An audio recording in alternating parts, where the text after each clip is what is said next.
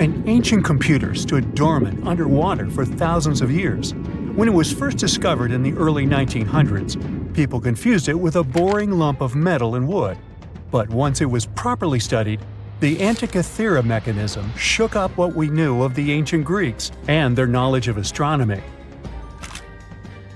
Is it really a computer? Depends on what you consider one to be. We know that the first mechanical device of this kind was designed in 1822 and could only help with simple calculation. The Antikythera mechanism also doesn't have a keyboard or screen. It's made out of 3 bronze pieces featuring intricate designs, gears that resemble those of a clock, and a ring with degrees, similar to a protractor. No other similar devices can be traced so far back in time. X-rays needed to be invented before scientists could figure out this device. They soon learned that the Antikythera mechanism was probably used to track stars and planets. Here's how it worked. Inside its wooden case were lots of tiny gears. They weren't for telling time, but rather for predicting astronomical events. It gave the user unique knowledge of where every planet, the sun, and the moon would be at any given time. By turning a button, it was set in motion, and it would show how the celestial bodies moved. One of its biggest mysteries is those planetary pointers. It's common knowledge these days that planets owe their specific movements because they're orbiting the sun for the most part. Some believe the Greeks back then weren't that advanced with their astronomy to know this. A few ancient Greek scholars proposed the idea of the sun being at the center of the known universe, but it wasn't a widely accepted theory.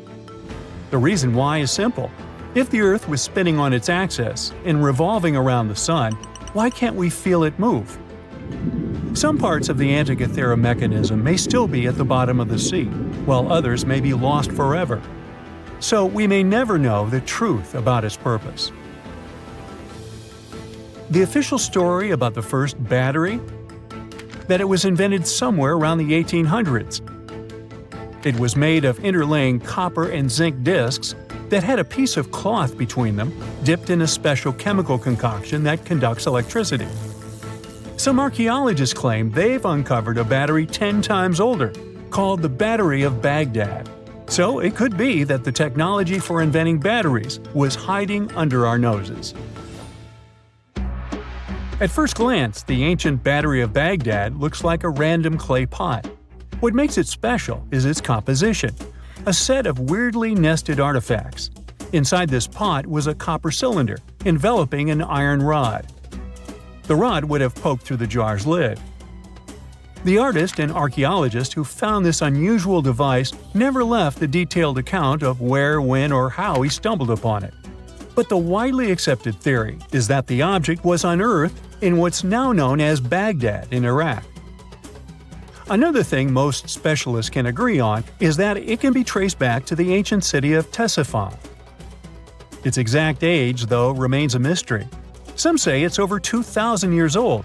Others say it's a mere 1,400 years old. Even at the later end of the spectrum, it still significantly predates the first electric battery that's just a couple of centuries old. Since there's no official record accompanying the artifact, there's a chance we'll never know what its purpose was. So where did this idea of it being a battery come from? It all has to do with those 2 metals found inside with differing electropotentials, which is a key component of batteries. There's also evidence suggesting that the jar once held an ionic solution, acting as an electrolyte, the substance needed in batteries to carry the electric current.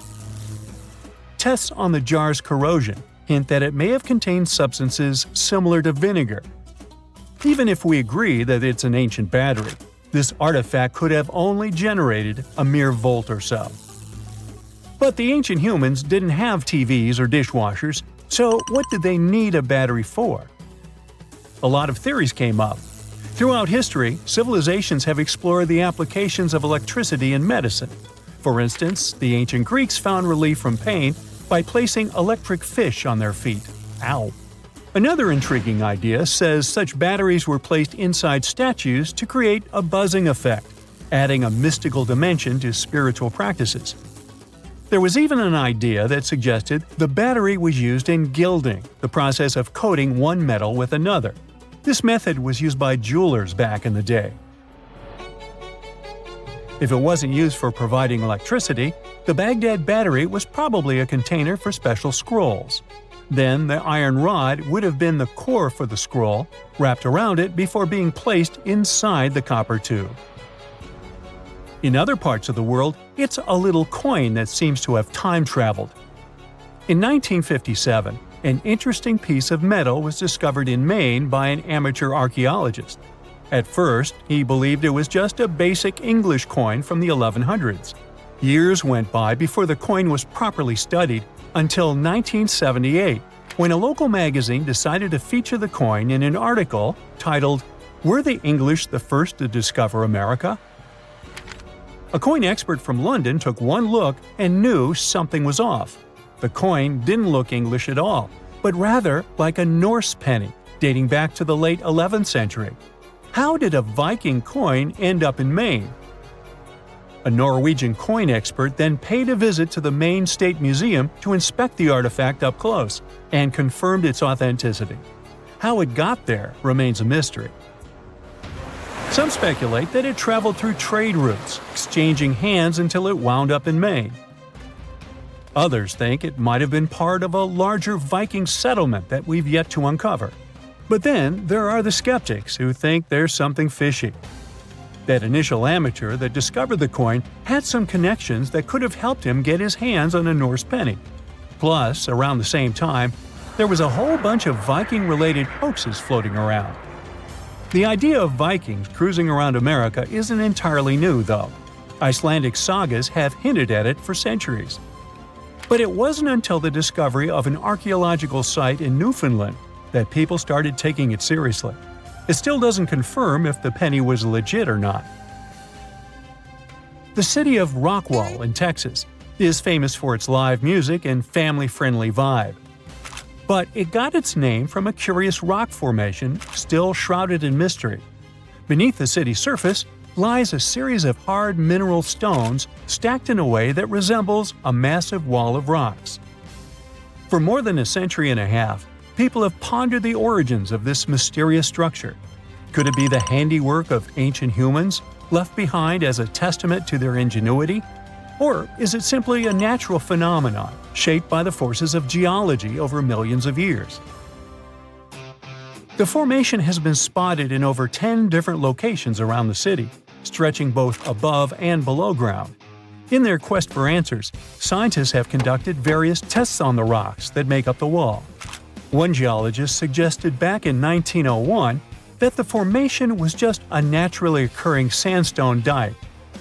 Subsequent studies have supported this idea, with experts from the University of Texas at Dallas confirming that the rocks formed over millions of years through the deposition and hardening of sediment. Despite the scientific consensus, there are still those who believe there's more to the Rockwall formation. Tales of steps, archways, and even corridors have circulated for decades, supported by old newspaper reports and local folklore. Some claim to have seen strange markings on the rocks, while others speak of mysterious metal objects embedded in them. The scientific explanation could be that the supposed steps and archways are likely just illusions created by the natural fracturing of the rock. As for the metal objects, it's believed they are simply concentrations of iron-bearing minerals. It doesn't explicitly show ancient humans put them there. Whether the Rockwall formation was crafted by ancient hands or shaped by natural forces, it remains a cherished part of Rockwall's identity. And now we're off to almost 5,000 years ago. Let me take you to ancient Egypt, where back in 2550 BC, guess what? The construction of the Great Pyramids of Giza started. People learned to build cathedrals and skyscrapers, but it wasn't until recently that these massive buildings appeared. It's still a mystery to even modern scientists how these pyramids were built 5,000 years ago. No wonder they are one of the 7 wonders of the ancient world. They're also the oldest of them and the only wonder of the ancient world that still exists in the 21st century. It must have taken a lot of cooperation to build a thing that massive, even for today's metrics. But the Giza pyramids weren't the first pyramids ever. The first one, called the Step Pyramid, was built around 80 years before the first Pyramid of Giza in 2630 BC for King Djoser. It wasn't meant to be extraordinary, but ended up being quite impressive. It was a pyramid of 6 stepped layers of stone. It was 204 feet high, which is as tall as a 19-story building. And it was the tallest building that existed at that time. It wasn't just a pyramid though, it was surrounded by a whole complex of buildings, including even courtyards. In ancient Egypt, people believed in the afterlife, so everyone, especially kings, wanted to make sure they had everything they needed to get ready for it.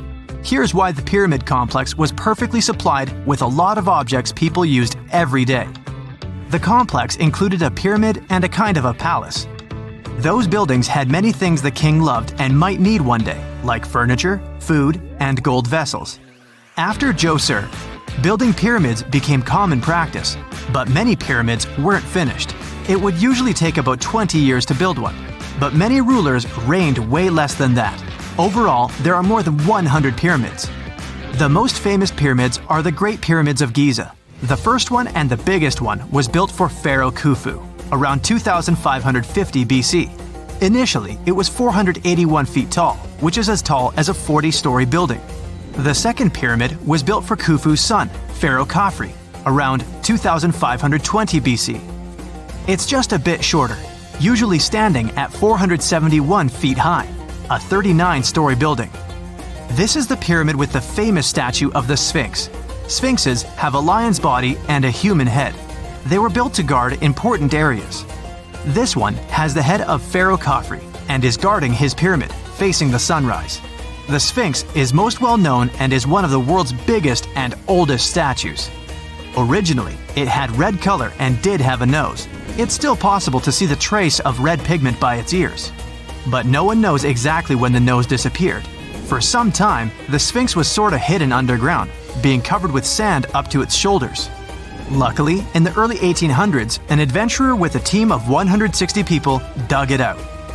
The third Pyramid of Giza is the smallest one, being more than twice shorter. Originally, it was 218 feet high, about the height of a 20-story building. Built in 2490 BC, it was a pyramid for Khafre's son, Menkaure. The pyramids are designed to align with the points of the compass, and their sides symbolize the rays of the sun. But back at the time, there were no compasses. Ancient Egyptians figured out the directions themselves, and with amazing precision. To align the pyramids, they used 2 constellations. Originally, the pyramids were covered in smooth white limestone and had a gold-silver top to reflect the sun. Later, the white limestone was taken from the pyramids by other kings and used for other buildings. Scientists estimated that ancient Egyptians used about 2.3 million stone blocks to build the first pyramid. Each block weighed more than 1 ton. This is the weight of a rhino. Some blocks were even bigger, being almost as heavy as an elephant. 4.5 millennia ago, there was no modern equipment to help build it. There were no machines, no wheels, and even no steel. The only metal available to them was copper. Even today, scientists aren't sure how the Egyptians managed to build the pyramids. There are no records left that would shed light on it. Some even think that Egyptians wanted to keep it as their secret and didn't even record it on purpose. Many believe that poor people and foreigners built the pyramids, but it's not true. Actually, the builders were very skilled workers, and they were fed and paid well. The archaeologists claim that the builders lived in a nearby temporary city and were a highly organized community with a strong leader. Scientists say that around 20,000 people worked on each pyramid complex, and it took about 20 years to build each. It probably was a national project. The construction site was large in resources, and food and essentials were likely to be contributed from all parts of Egypt. Even with all that support, it remains unclear how people managed to cut, transport, and assemble those huge stones. One of the theories suggests the stones were most likely transported on boats down the Nile River. Then, there was a harder part. They had to be moved to the construction site. For that, they probably used wooden sleds. It wasn't very hard to pull them because the sand mixed with the right amount of water was pretty slick. And 10 people could move a sled even with a rock weighing 1 ton pretty easily. Finally, one last problem. The stones had to be lifted and put into place. Archaeologists have discovered the remains of the ramps system that dates back to when the pyramids were built. Most likely, the Egyptians designed a unique system to move and pull huge stone blocks, but no one knows what it looked like exactly. The most common opinion is that there were several ramps around the pyramid to help move the blocks. The ramp was growing with the pyramid getting higher. They suppose people were walking up the stairs, pulling the stone on the wooden sled up in the middle on the sandy ramp. But this is just one of the options. Others say that the ramps were going around the pyramid. Some say the ramps were inside the pyramid. But we'll never know for sure, and it'll forever remain a mystery, just like the ancient Egyptians wanted. Surprisingly, there's not much inside the pyramids. Most of it is just solid stone with very little open space. But let's take a quick look inside the biggest of the pyramids of Giza.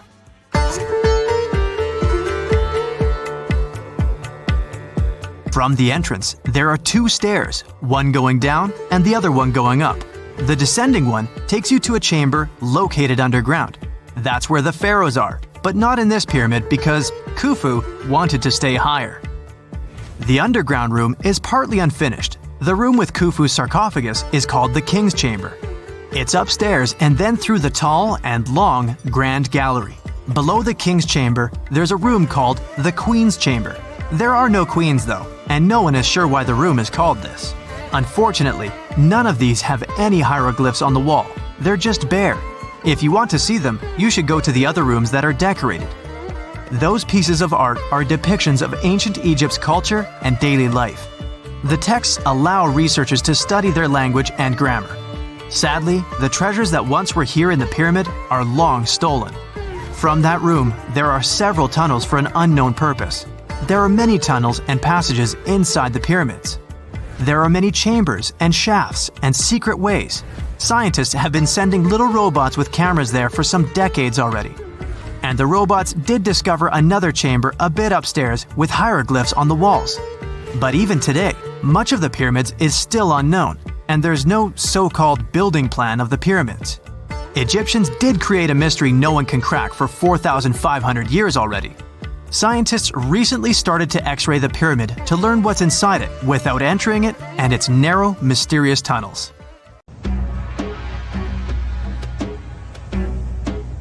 This is not a dune set. This is a very real desert in Niger.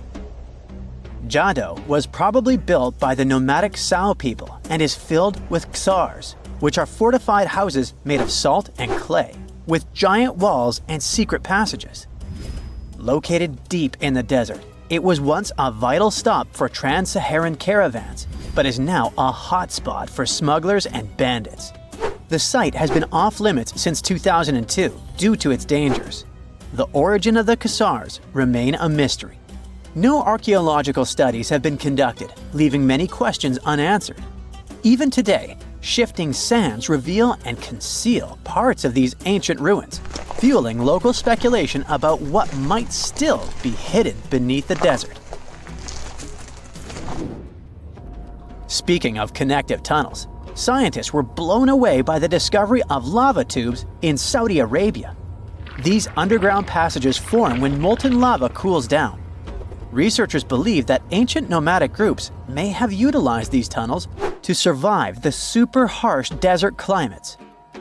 While excavating the tunnels, archaeologists uncovered artifacts, rock art, and skeletal remains.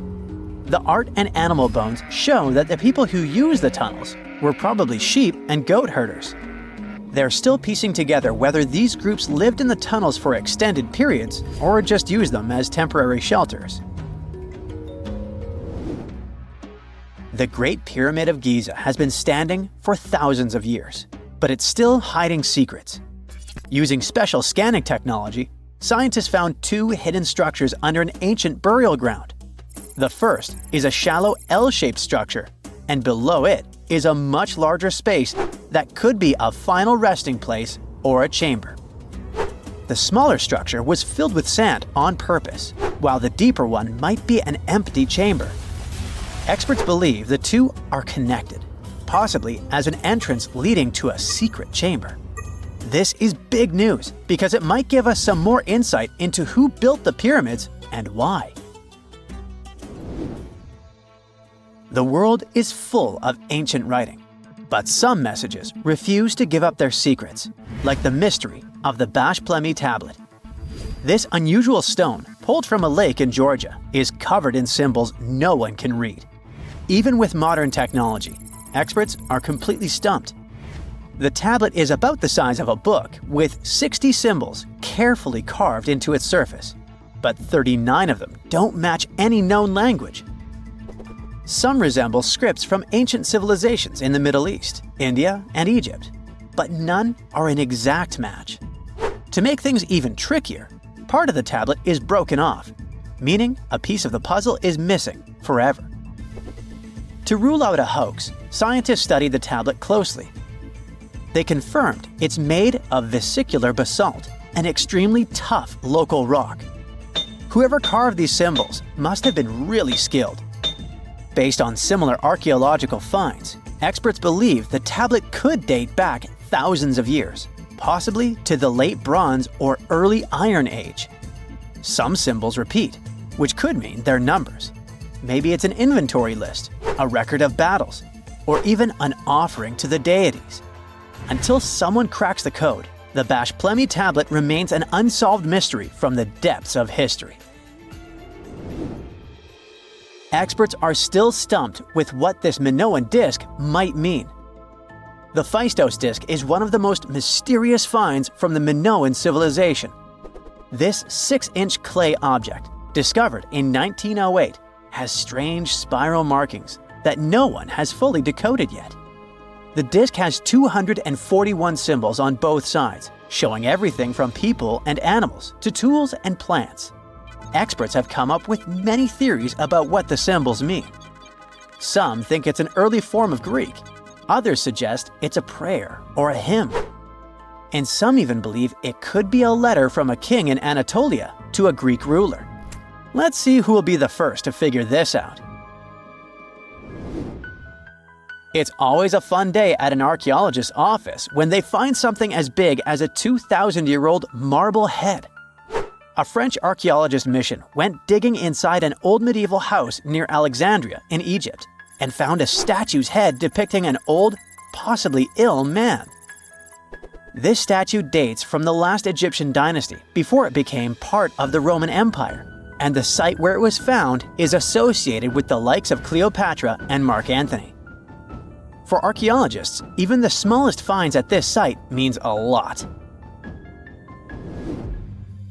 You've heard of Lucy, right?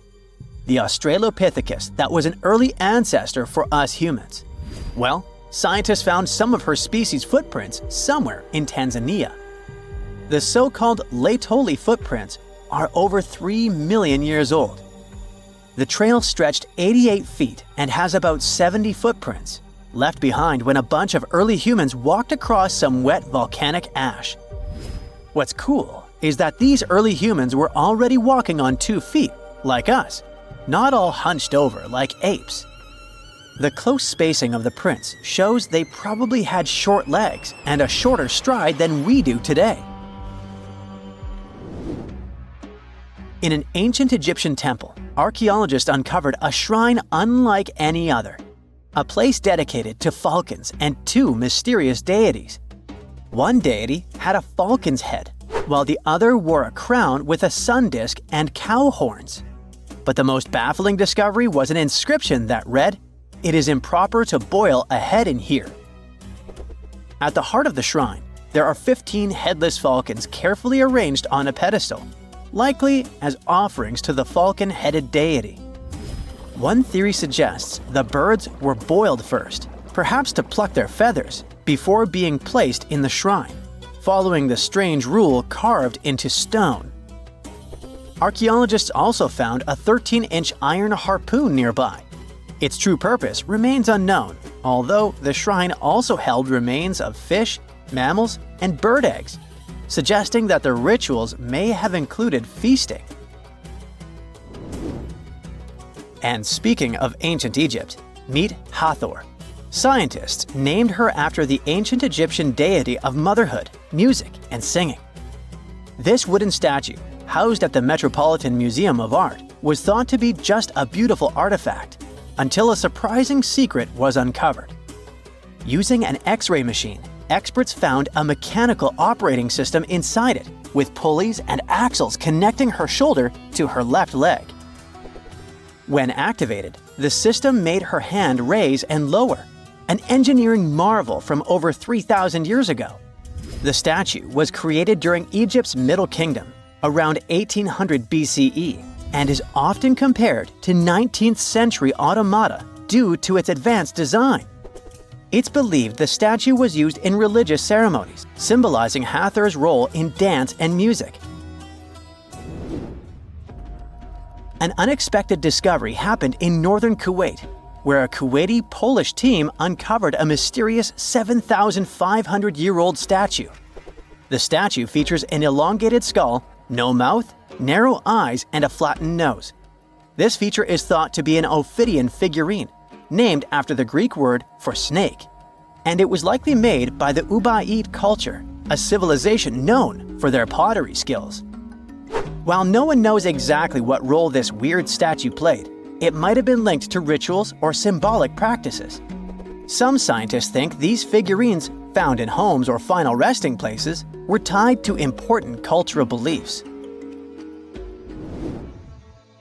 We couldn't mention unresolved mysteries of this world without speaking about these elongated skulls. In the deserts of Peru, researchers uncovered 5 ancient skeletons, 2 with unnaturally elongated skulls. While head shaping was common in many cultures, these skulls defy explanation. Local legends tell tales of the so-called Gentiles, a mysterious race banished underground by the powerful deities. Some say this is what the skulls represent. Others think this is some type of genetic anomaly, which was confirmed after finding an infant skull, too large to be artificially shaped. Secant, cosine, tangent, sine, 3.14159. Yeah, that was the cheer we heard coming from the trigonometry club back in the day. For the rest of us in math class, terms such as sine, tangent, and pi were just bewildering. Who invented these and why? Was their only purpose to make it harder for students? Well, not quite. Trigonometry was invented by the ancient Egyptians. They needed this knowledge to construct pyramids, and they did a pretty good job too. The Great Pyramid in Giza still stands today, some 4,500 years after it was built. No recalls either. So let's get out of that classroom and on a journey through time to reveal the secrets behind the ancient Egyptians' precision. Here you are, standing on the Great Pyramid's construction site, some 9 miles from Cairo. Well, the city still isn't there, as you're surrounded only by the desert and teams of construction workers. They're transporting large stone blocks weighing 2.5 tons each. They're inside a wooden sled that sits on large rollers. A crew of 8 men rolls these blocks along the ground. You immediately think of the rollers on a supermarket cash register. The principle is exactly the same, but the scale is greater, much greater. Scientists estimate that the Egyptians used 2.3 million such blocks in the Great Pyramid alone. And the block in front of you is one of the lighter ones. The heaviest of them weighed up to 15 tons. But where did all these blocks come from? Most of them originated from quarries around Giza. It's not that impressive, you think? But wait until you hear how ancient engineers transported the granite used in construction over 500 miles to the pyramid. There were no railways or highways back then, but the mighty Nile was always there. Researchers even believe that the Egyptians dug a canal to connect the Nile directly to the pyramid's construction site. All they had to do then was to wait for the flood season to begin, and voila! The rising water levels floated the heavy stone blocks for them. But how did they lift the enormous stones on dry land to stack them up to the top? Did they use oversized cranes? Well, ancient Egyptians worked around this problem, literally speaking. One of the workers is now pointing to the giant ramp going around the pyramid they're building. This is how a mountain road zigzags its way to the top. If the ramp went directly to the top of the pyramid, then workers couldn't pull the stone blocks along it. It would be too steep. Scientists have calculated that 8% could be the maximum incline. So ancient Egyptians just extended the ramp around the pyramid. Again, these are all theories, as the ramp could have been inside the pyramid, as some researchers suggest. The exact building method is still a mystery, guarded by the Sphinx. That's its real name, right? Wrong. As the Great Sphinx is just the statue's alias. You know, the name writers take when they want to hide their true identity, or a singer's stage name. The Sphinx's real name, translated from Egyptian, means Horus in the horizon. That was the name for the Egyptian deity of the sky. The trail of mystery doesn't end there. As a man walks past you with a bucket of paint, he's going to add a touch of color to the Great Sphinx. Researchers found specks of this red color next to its ear. That was some strong paint, as it survived for thousands of years. You are now standing straight in front of the Sphinx. You look up. It's very tall, right? 66 feet to be precise. Now resist the urge to take a selfie. You can do it. Now you notice something else. It looks like the Sphinx is in the center of a giant triangle in the back. That's one side of the Great Pyramid. And no, your eyes are not playing tricks on you. The Sphinx really does sit in the center of the pyramid's lateral face. Here's where math comes in handy. A pyramid has 4 sides, called lateral faces. There's also a 5th face, the base, but that's not visible. It's, wait for it, face down. The Sphinx has one last mystery to reveal: its age. Scientists agree that Pharaoh Khafre built the Sphinx. He ruled after his father, who had built a great pyramid nearby. So both structures were finished around the same time. Let's talk about numbers again. You've heard of Cleopatra, the Egyptian princess described as a woman of great beauty. Hello? She saw the pyramids, but she lived closer to the time of the first iPhone than the time of the people who built the pyramids. Fascinating, right? You can see thousands of people around you. They're working hard to build the pharaoh's tomb. But how many of them are there exactly? One Greek philosopher estimated there were as many as 100,000 workers. Seems like an okay number for such an enormous structure, but it can't be true. Science simply can't back up this number. Egyptologists put the total number of workers at 30,000. And yes, Indiana Jones was one of them, at least on the big screen, but he showed up late. Egyptologists know a lot about the pyramids, but not everything. Not because they don't want to, but because they haven't yet dug up enough evidence. They can only guess how the building process went. First, engineers would arrive to choose the right spot and do the necessary measurements. That's why they needed all that complicated math. Then, it's time for sourcing the material, the large stone blocks I mentioned earlier. When boats deliver them to the site of the future pyramid, workers can finally do their thing. They operated in smaller groups, but there were at least 2,000 of them chiseling and carving away at any given time. Sounds like a typical construction site today? Well, that's because it is, just thousands of years ago. It's amazing what ancient Egyptians were able to achieve with just copper and stone tools. The pyramid is now complete in front of you. But is it the same pyramid we see today? Why is this structure shining bright in the desert sun? Isn't it supposed to be a dusty yellow color? Well, no. Human activity and the elements have completely stripped the outer layer of stones over time. Expert craftspeople polished these blocks using nothing but stone and sand. The end result was a smooth and shiny rock. On the day it was completed, the Great Pyramid of Giza was a perfect triangle of light. Its polished sides acted like giant mirrors, reflecting the powerful Egyptian sun. This is the point where you should put your glasses on, and that shiny thing you see at the pyramid's very top is actually gold. The capstone at the top of the pyramid is called a pyramidion. It was covered in sheets of gold. As you can guess, these were the first stones to disappear. Let's make another stop before we get you back to your classroom. We travel to the British Isles, and no, Stonehenge isn't our destination. It is Newgrange in County Meath. Scientists estimate that the ancient peoples of Ireland built this stone monument around the year 3200 BCE. This makes it older than both Stonehenge and the Great Pyramid in Giza. The function of the circular mound in Newgrange is the same as the one of the Great Pyramid and equally mysterious. The estimated amount of loose stone present in the valley is over 220,000 tons. And it's not just randomly thrown on a pile. The order in which the stones are set makes the structure water-resistant. That would explain how Newgrange had survived for so long. Kinda makes you want to splash out the cash for that waterproof phone case, huh? Well, you're back in your school desk, but today's math lecture is the last thing on your mind. You're thinking about how great the Egyptian pyramids are, and if we have something similar today. It turns out modern engineers are just as impressed with the Great Pyramid as you are. There's a glass pyramid sitting in the main courtyard of the famous Louvre Museum in Paris. The panorama of San Francisco wouldn't be complete without the 48-story Trans-America Pyramid. But Las Vegas went the furthest. There we find the Luxor Hotel.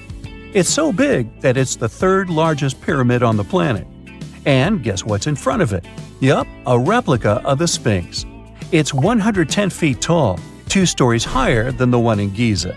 Yeah, everything's bigger in Vegas. Consider the Great Pyramids, one of the original 7 wonders of the world and the only one that still exists today. Did you know that the pyramids of Giza weren't the only pyramids out there? And they weren't even the first ones. First, there were the pretty good pyramids, but they didn't catch on. Nah, I made that up. Back to the story. In ancient Egypt, it was believed that kings were chosen by gods to serve on earth as their mediators. In the afterlife, they were expected to become gods themselves. The pyramid complex was built to make sure that the king had everything they might need in the afterlife. The complex included the pyramid, a palace, and temples. The tomb in the pyramid, where the king was buried, was filled with many things they might need, like furniture, food, and gold vessels. Actually, the first pyramid had been built 80 years before the first pyramid of Giza appeared. Overall, there were around 100 of them. Some weren't finished though, since the construction took a while and not every pharaoh lived long enough to see the end of the construction. And now let's talk about the construction itself. The biggest of the pyramids of Giza is as tall as a 40-story building. So how on earth did they manage to build a structure that massive 5,000 years ago, long before machines and other equipment appeared? Well, let's figure it out. So Pharaoh Khufu ascended the throne around 2575 BCE, and his architects started the construction of the oldest and biggest of the pyramids of Giza. He figured that over 2 million limestone blocks had to be used to build the pyramid, each weighing around 2.5 tons, around the weight of a rhino. The architect wanted to finish the construction in 20 years. To make it possible, a stone had to be carried and pushed into place every 4 minutes, 24 hours a day, 7 days a week, and 365 days a year, except leap year. So obviously, a lot of workers were needed to make it happen. Many believe that it was enslaved people who worked at the pyramid's construction site, but that's not true.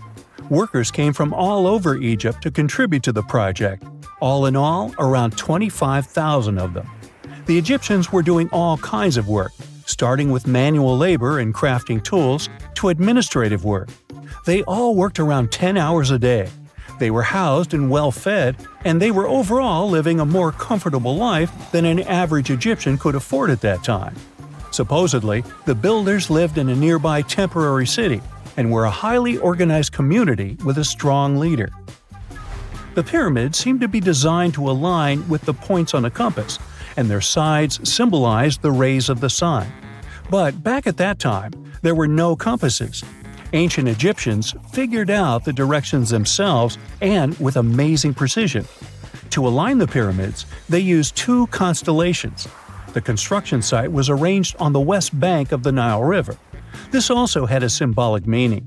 Just like the sun sets in the west, life sets in the west as well.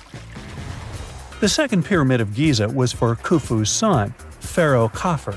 It's a bit smaller, but this one has the famous noseless statue of the Sphinx. Of course, originally it had a nose. I would tell you what happened to it, but it's still a mystery, and no one knows for sure. Sphinxes have the body of a lion and the head of a human. They were considered guardians of important areas. This famous sphinx, also pronounced sphinx, has the head of Pharaoh Khafre and is guarding his pyramid, facing the sunrise. The sphinx is one of the biggest and oldest statues in the world. Originally, it not only had a nose, but was also painted. Scientists have discovered traces of the red color of its face. So, most likely, the sphinx was painted red. There are also remains of yellow and blue color on its body. The statue definitely wasn't boring. Till around 1800, the Sphinx was buried up to its shoulders until an adventurer with a team of 160 men dug it out. But let's get back to the construction. The workers, of course, needed stone blocks. There were two main places where people could get these stones. One source was close to the construction site, but that fossil-lined yellow stone was only suitable for the pyramid's interior. The limestone blocks for the exterior were hauled from 8 miles away on 30-foot-long sleds. Apparently, it wasn't too hard to pull them. The sand mixed with the right amount of water was pretty slick, and 10 people could move a sled even with a rock weighing so much. Surprisingly, cutting off a block of limestone wasn't the biggest problem. When in the ground, it was soft and could be split relatively easy. But after getting exposed to the air, limestone hardens. So the most difficult part was to shape the blocks. That step was crucial because the smallest inaccuracies could lead to the whole pyramid collapsing. So, okay, those limestones were mined, carried on a sled, shaped, and then what? How could they be put into place? Well, this is still a mystery. Archaeologists have discovered the remains of a ramp system that dates back around the time the pyramids were being built. So historians have come to the consensus that, most likely, the Egyptians designed a unique ramp system to move and pull huge stone blocks. The most common opinion is that there were several ramps around the pyramid. There probably was a central ramp with 2 staircases on each side of it built over the pyramid stones. The ramp was growing as the pyramid was getting higher. People might have been walking up the stairs, pulling up stones on wooden sleds. But this is just one of the options. Other experts say that the ramps were around the pyramid, and some say that the ramps were inside the pyramid. Maybe we will never know for sure, and it'll forever remain a mystery. The exterior limestone of the pyramid was polished with sand and stone until it gleamed. On top, there was a gold and silver capstone, which glimmered over Egypt like a second sun. So that's how it was 5,000 years ago. Now, about the interior.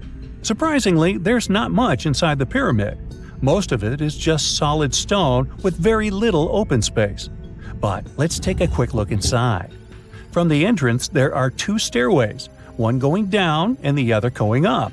They take us to the chambers. There are 3 of them inside. Now, why is that?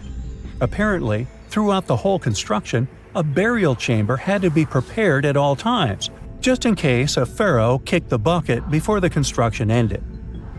So, separate chambers were built one after another as the construction progressed. The last of them was the main one. It's called the King's Chamber. It's the one where Khufu was resting. It's the biggest room at the very heart of the pyramid, and there's a big passageway leading to it. It was likely used as a kind of elevator to move granite up to build the interior. Granite was also used to make 5 stories of support beams to ensure that the pyramid didn't collapse. And we can see that it worked since it's been standing for centuries. Unfortunately, none of these chambers have hieroglyphs on the walls.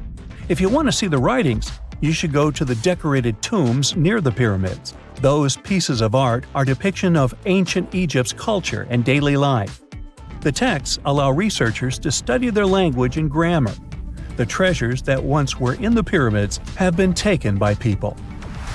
There are also many secret tunnels and passages inside the pyramids, but even today, no one knows the whole plan of the interior. Scientists have been sending little robots with cameras inside for many years, but there's still a lot we don't know about the pyramids. Now they're trying to use an X-ray to scan the pyramids from the outside without going inside. So yeah, ancient Egyptians did create a mystery no one has been able to crack for 5,000 years already. Have you heard of Gobeckli Tepe? It's an ancient site in Turkey that literally made historians rewrite history books. Over 11,000 years ago, a group of prehistoric humans crafted an enigmatic masterpiece that's even older than Stonehenge.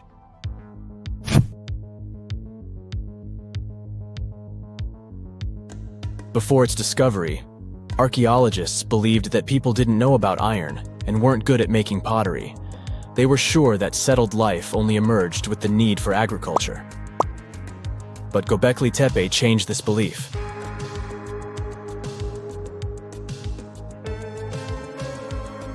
The place has revealed that it was the temple that paved the way for a settled life, not agriculture.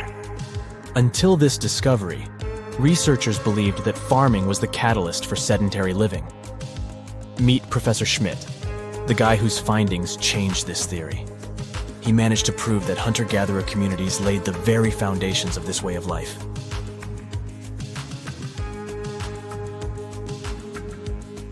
Back in the 1960s, other archaeologists visited the area, but they totally missed the mark. While surveying the region, they stumbled upon a hill with scattered limestone slabs and concluded it was just an old burial ground from medieval times. Little did they know that there was so much more to uncover.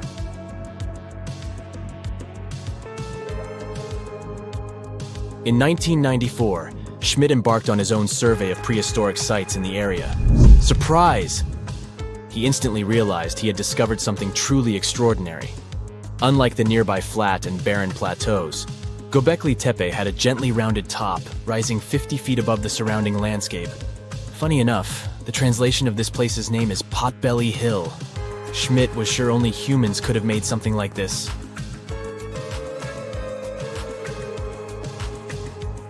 Those broken limestone pieces that were mistaken for gravestones turned out to be way more exciting. It was like stumbling upon a hidden treasure. The pieces took on a whole new meaning, and Schmidt with his team was about to dive into the secrets waiting beneath the surface. To their surprise, they found no traces of a settlement, no hearths for cooking, no houses, and none of those adorable clay figurines commonly found in nearby sites of similar age. However, they uncovered that those ancient people used tools like stone hammers. So, Schmidt and his team put their heads together and took a wild guess at the age of Gobeckli Tepe's stone structures. Their estimation got backed up by some limited carbon dating done right at the site. The ancient vibes of this place were finally starting to make sense. It was like a puzzle slowly coming together.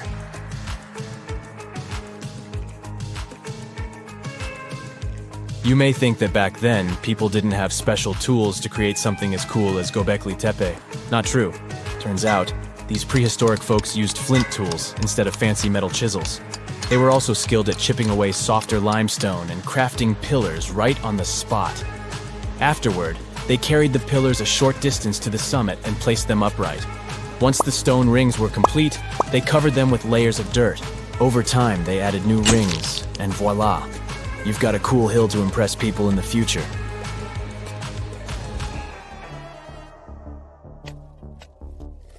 During their first year of excavation, the team went through 15,000 pieces of animal bones from wild creatures. These people didn't have pet animals or grow their own food. They hunted wild animals for their meals. But things were about to change because the place had everything they needed to start farming. Scientists say they had wild sheep and wild grains that could be domesticated. And guess what? Just 20 miles away, geneticists found evidence of the world's oldest domesticated strains of wheat at a prehistoric village.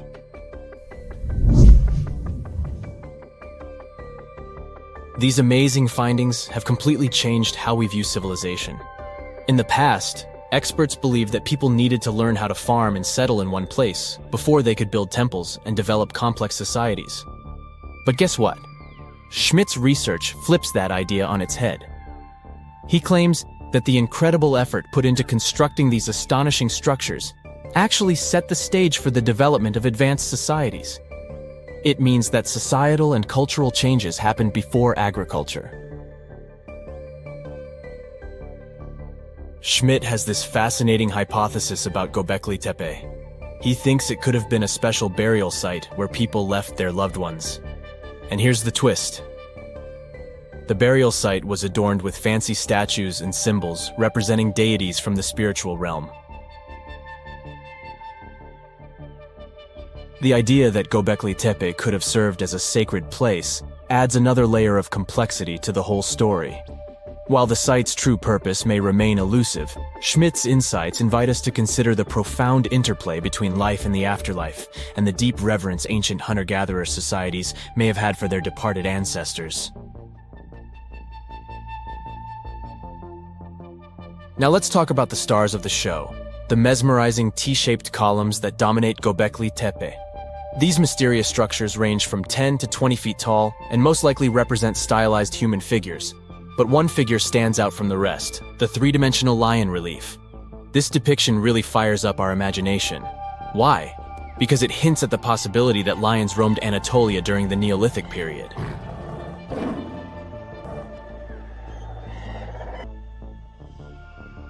These standing stones are arranged in circles and placed in rectangular pits. Each circle has a similar setup. Two big T-shaped pillars in the center, surrounded by slightly smaller ones facing inward. Talk about a stylish arrangement. These towering pillars reach a whopping 16 feet and weigh between 7 and 10 tons. Some pillars are plain and simple, while others are like works of art with intricate carvings. Foxes, scorpions, and vultures come to life, crawling and twisting on the pillars' sides. But it's not just animals depicted on these stones. Some pillars have abstract shapes representing humans, and even small carvings of clothing items. Some of them even have belts. Now, there's one pillar that stands out from the rest like a rock star. This super old stone pillar suggests that a comet crashed into Earth. It happened during a chilly period that lasted about 1,000 years. Previous studies examining Greenland ice cores hinted at this comet theory, but now the carvings at Gobeckli Tepe prove it right.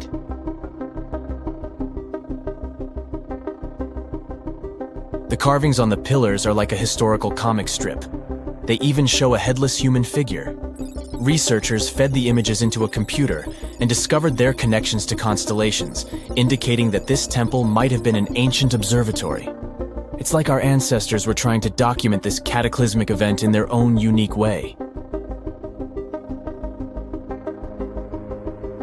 Archaeologists have been excavating and researching Gobeckli Tepe since the mid-1990s, peeling back layers of history and providing us with a deeper understanding of the intricate relationship between various elements.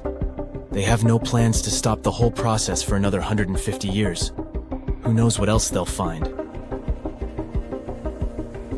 You see, Gobeckli Tepe has been labeled purely as a ritual site with no signs of domestic activities. We were led to believe that the absence of water meant it couldn't support semi-sedentary communities. But scientists believe it's time to shake things up and approach Gobeckli Tepe with fresh eyes. It's time to question what we believed before and use new evidence and different ways of thinking. Like, there might have been a group of people living in the area who didn't stay in one place all the time.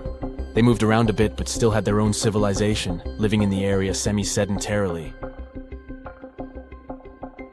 Gobeckli Tepe is not just home to a single temple, but an astounding collection of over 20 ancient structures.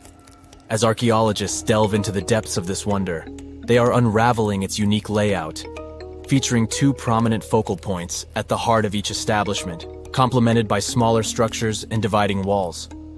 What's even crazier is that in this area, there are over 200 obelisks, which are narrow tapering monuments.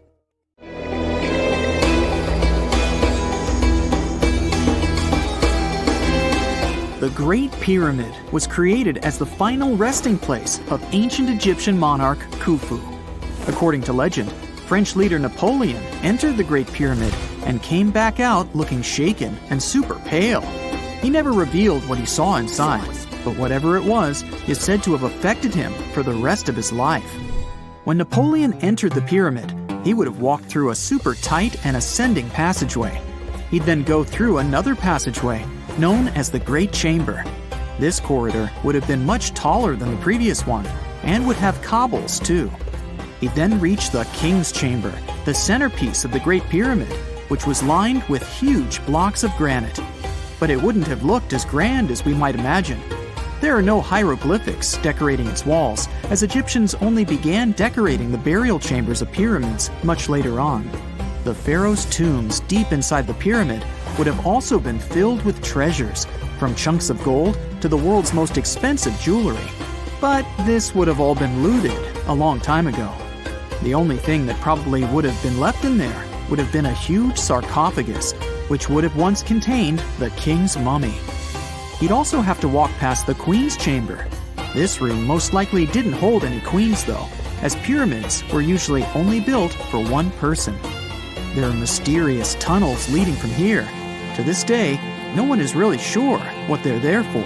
And that's not the only mysterious and creepy thing Napoleon may have encountered, as stories of pharaohs leaving ancient curses on pyramids go way back. Many pyramids had warnings written on the outside, telling of horrifying things that would happen to those who entered and disturbed the peace. We might not know what exactly Napoleon found in the Great Pyramid that scared him so much, but we know for sure what was found in Tutankhamun's tomb.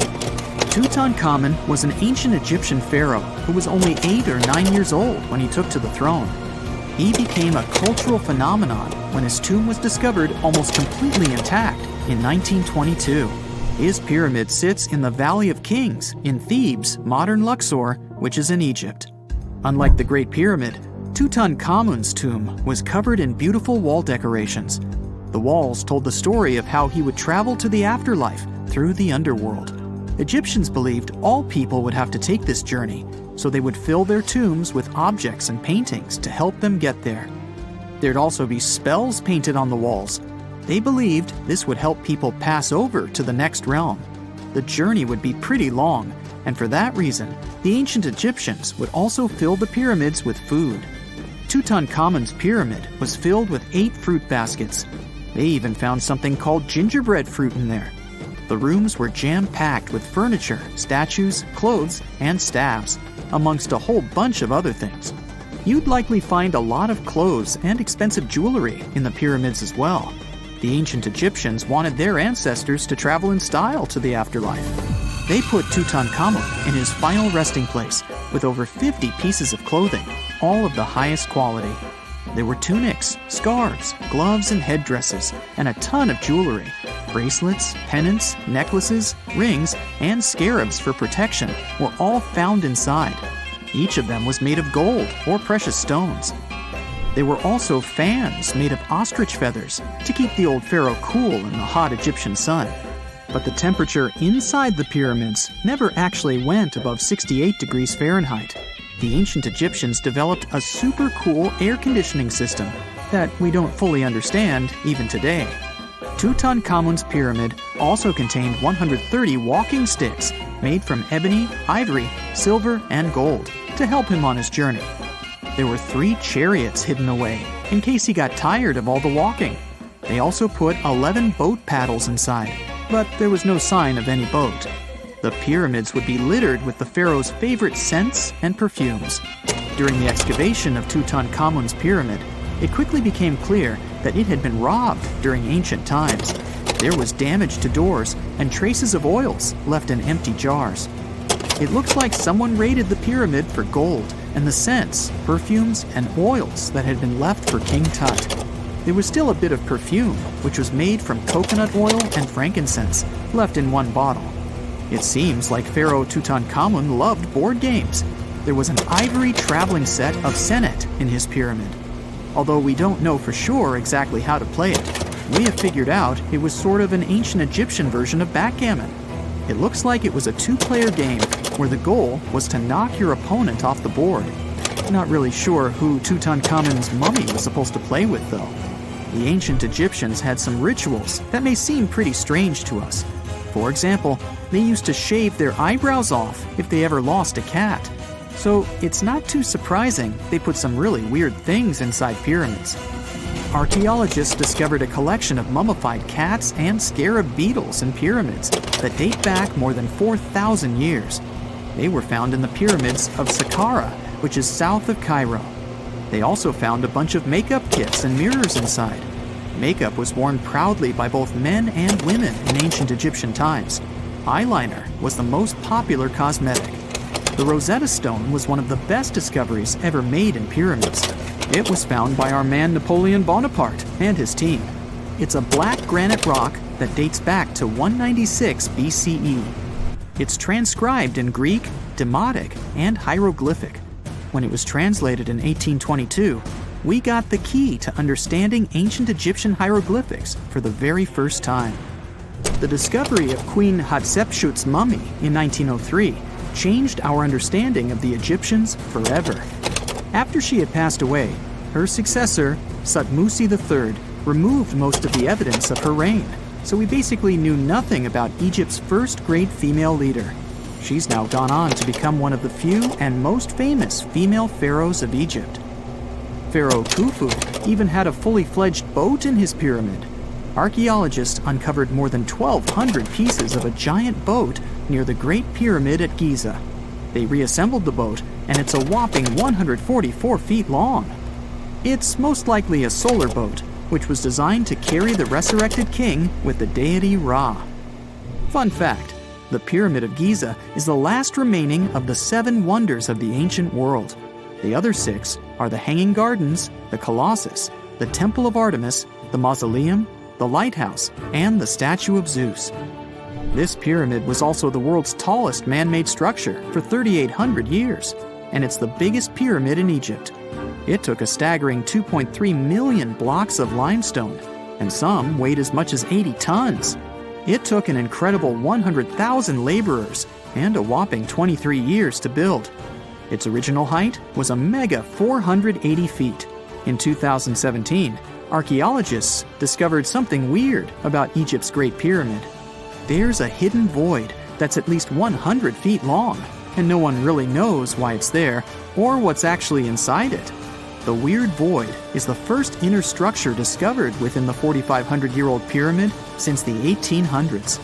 Scientists used cosmic rays to detect the massive hole, but are still no closer today to finding out what's inside.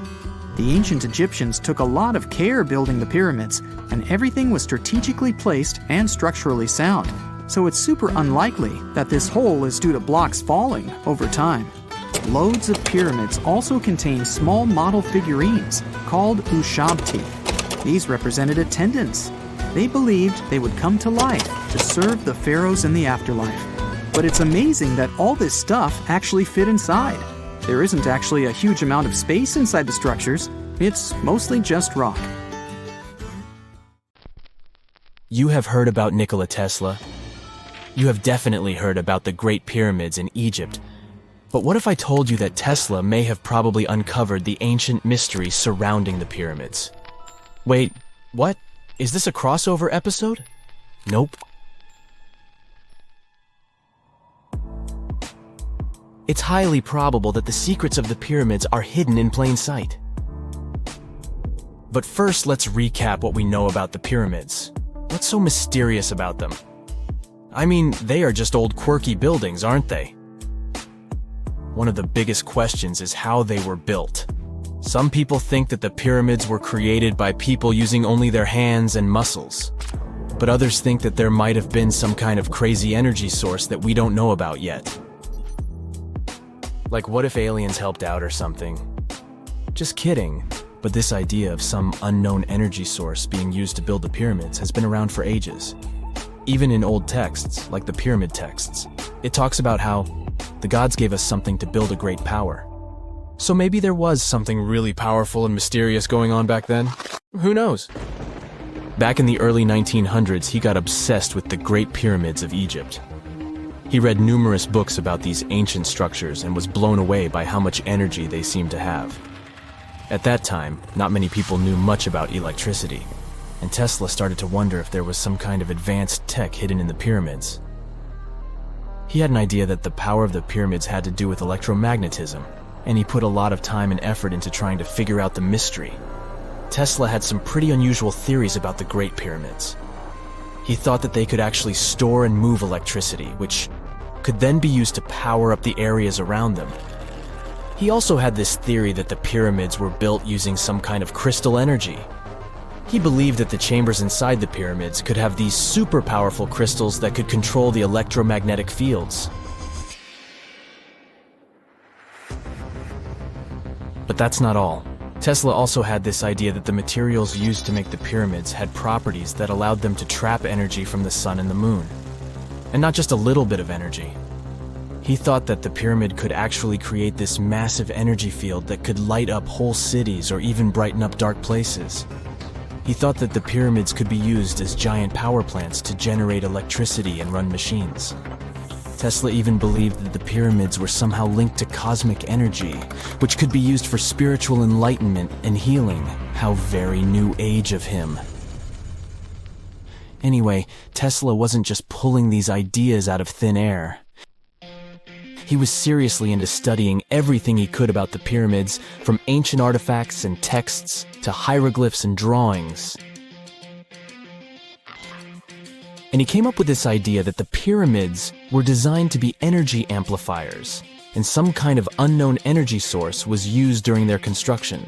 Some people thought Tesla was eccentric for coming up with these theories, but his ideas have actually had a huge impact on the way we think about the pyramids today. Researchers and scholars have been digging into his theories for years and using them to uncover some of the biggest mysteries surrounding these ancient structures. For example, recently scientists have used theoretical physics to investigate how the Great Pyramid of Egypt would react to certain radio waves. They found out that if the radio waves were a certain length, the pyramid could concentrate the energy inside its rooms and focus it under its base. The scientists did lots of calculations to figure this out. They first thought about what radio wavelengths would work best. Then they made a model of how the pyramid would react to the waves.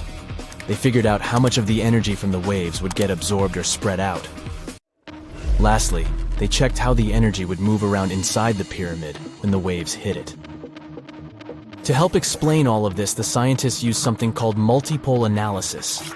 This is when you take a complicated object and break it down into simpler parts. Then you can see how each part interacts with the energy that's coming in. It's like taking apart a puzzle to see how each piece fits together. The researchers are interested in how all of this can be used in the future. They want to make really tiny particles that can do the same thing as the pyramid, but with light. By changing the size, shape, and the material of these particles, they can control how the light moves around them.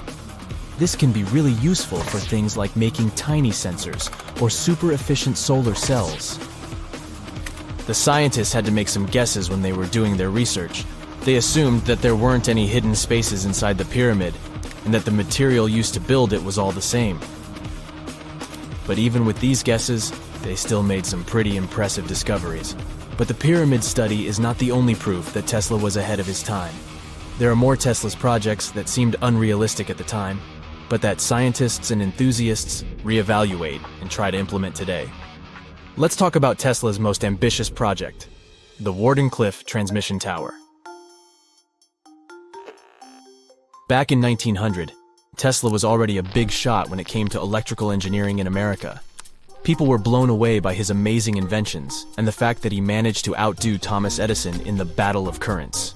However, Tesla wasn't content to rest on his laurels.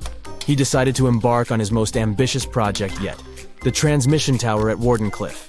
It was built between 1901 and 1905, and it was based on one of Tesla's breakthrough ideas. He had a vision to make the impossible possible by creating a global wireless communication system. It would use Earth itself as a conductor, transmitting music, news, stock market reports, secured military communications, and even facsimile images. Does it sound familiar? Right, it sounds just like the internet that we use today, only without the use of any wires. But Tesla had a much bigger dream in mind, to transmit power wirelessly. He already proved that high-frequency signals could be sent without any wires using his Tesla coil transformers, and this sparked his obsession with wireless energy transmission. His vision was to not only transform the way we communicate, but also to find a way to transfer power currents globally by tapping into the Earth's natural energy. Tesla believed that there was an abundance of free energy all around us that could be used for humanity's benefit. In 1899, he conducted some top-secret experiments and got convinced that it was possible to transmit electrical power through the Earth's upper atmosphere. This is actually how the Wardenclyffe Tower was created. It was supposed to be the prototype station for a network of towers all over the globe that would provide the whole world with wireless energy. Unfortunately, Tesla didn't have the resources or the patience of his investors to bring this project to fruition. It ran into all sorts of financial problems and roadblocks, and in 1917, The unfinished tower was finally torn down for scrap metal to pay off Tesla's mounting debts. Now it remains a sad reminder that even the greatest minds can sometimes fall short of their dreams. The original red brick laboratory, however, is still there, and it is the only Tesla lab that has survived. Fun fact, in 2017, a film crew made a crazy discovery. They used ground-penetrating radar to explore the area around Wardenclyffe, and they found a whole series of tunnels stretching for hundreds of feet underneath the site. Nobody knows exactly what these tunnels were used for, but people have been speculating for years that they were part of Tesla's grand plan. Wardenclyffe, of course, is a major landmark for Tesla enthusiasts from all over the world. Who knows? Maybe someone will finally crack the mystery of the tunnels one day. But even if they don't, the legacy of Tesla and his amazing ideas lives on.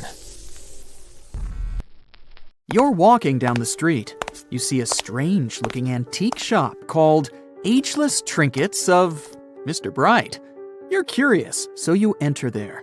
You take a look at all the weird stuff. Suddenly, an old folded parchment paper catches your attention. It's a world map, but something's off with it. Instead of showing the countries as you know them, it shows the locations of 4 mythical lost worlds and civilizations. Mr. Bright, the shop owner, comes next to you after realizing your shock. This map won't let you find these places or anything, but I can explain to you the legends behind them if you want, he says. Let me begin with Atlantis. You might know it as Aquaman's underwater kingdom, but Atlantis, the fictional island, was actually first introduced in 2 of Plato's works. According to him, Atlantis was a highly advanced civilization that existed about 9,000 years before his own time, and its story had been passed down by poets, authors, and others. He wrote about Atlantis and its citizens to give a moral lesson and to teach about the dangers of arrogance, as well as the eventual downfall of those who are after too much power. In his dialogues, Plato stated that Atlantis was a great and powerful empire that was respected in all parts of the world. It was founded by beings who were half deities and half human, and became a great naval power after a while. Being an island filled with gold, silver, and other precious metals certainly helped their case. But besides that, it was also known for its breathtaking architecture and state-of-the-art technology, as well as its countless rare and exotic wild animals.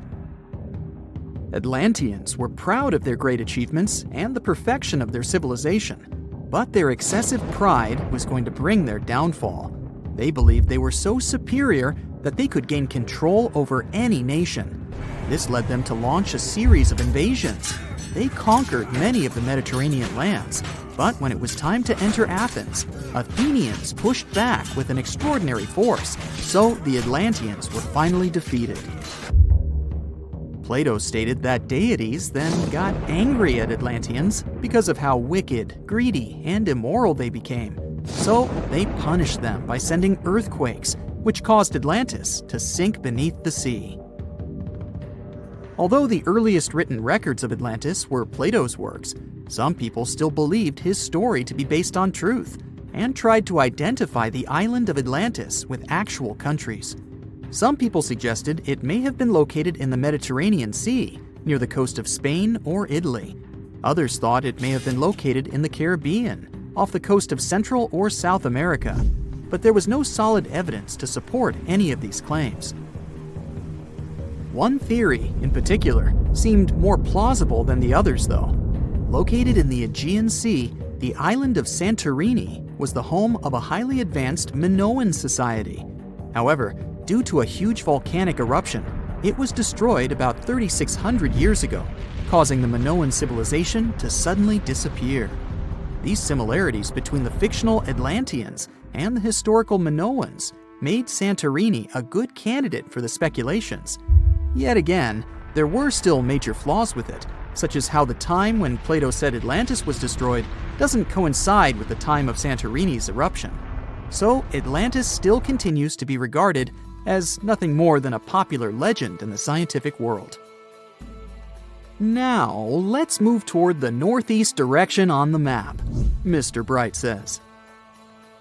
According to Celtic Breton mythology, There once was a magnificent city called Ys, also known as Caris, that towered over Douarnenez Bay in France's Brittany region. It was the most wealthy city in the entire Atlantic. It was especially famous for its beautiful gardens and buildings, and its citizens were all living comfortably and happily there. Dahut, who was King Gradlon's daughter in Breton legends and literature, had a deep love for the sea. She begged her father to build a city at the edge of the sea, and that is how the city of Ys was established. Little did she know that she would be the one responsible for the destruction of her father's beloved gift. You see, since the city was surrounded by the sea, it needed to be protected by a dike equipped with floodgates, and these gates could only be opened at low tide. And the only one who had the keys to these gates was the king himself. One day, a handsome red knight arrived at the city, but couldn't pass the gates. Dahut was so taken by him that she wanted to let him in. She knew that her father was the keeper of the only key to the city, so she sneaked into his room and stole it from him. Then she gave it to the Red Knight so that he could enter the city and they could be together. However, the Red Knight turned out to be the Prince of Darkness, and he intentionally left the gate open to the raging sea. The waves soon swallowed all of Ys. King Gradlon was able to escape on his magical horse, but Dahut couldn't. She turned into an evil mermaid who lured sailors into the sea. Today, if you go to Quimper, a city in Brittany, northwest France, you can find the statue of King Gradlon riding on his horse. Although the city of Ys is a legend, Brittany coast locals believe that on the days when the waters are calm, you can still hear the tolls of the city bells deep under the sea, if you listen carefully.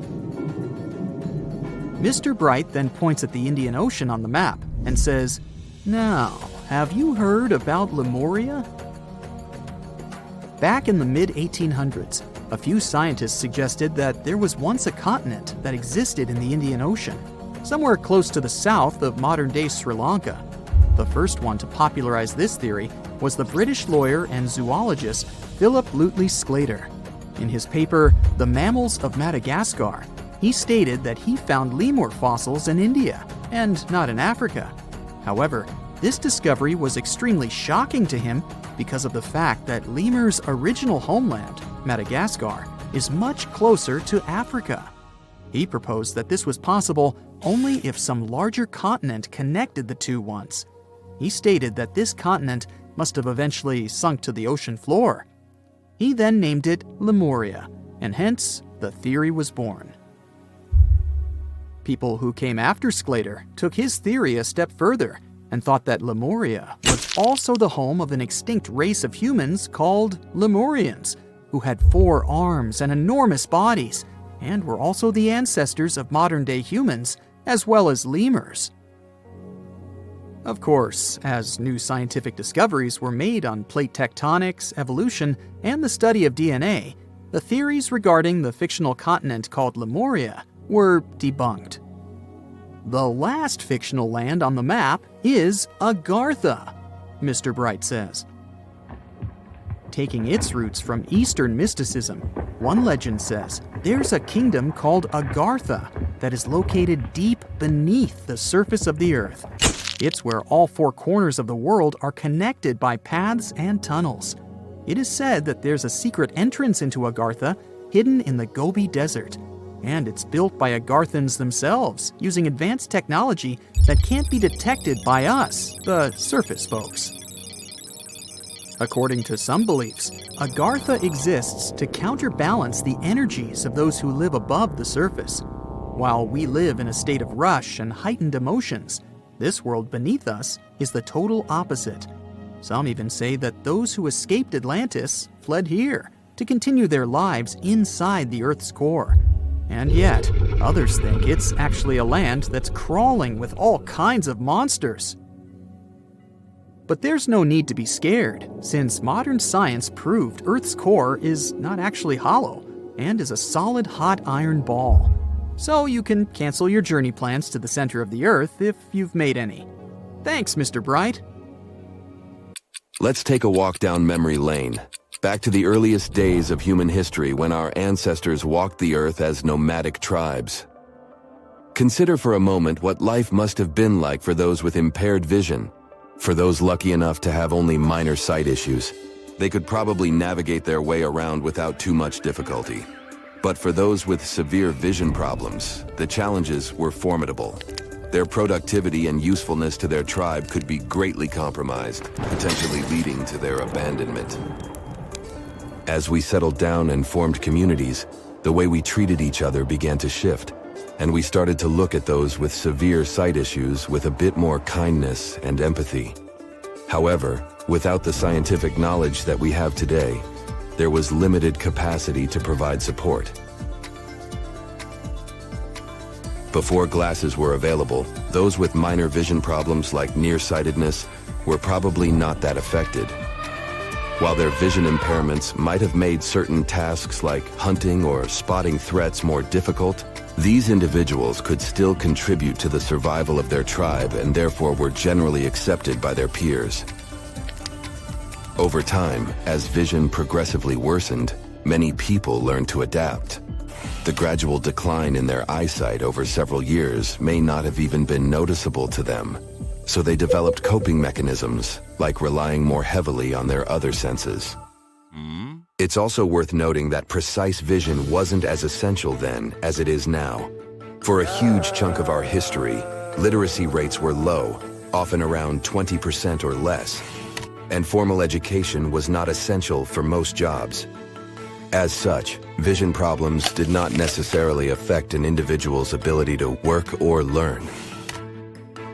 Most people were not expected to perform tasks that required exceptional eyesight.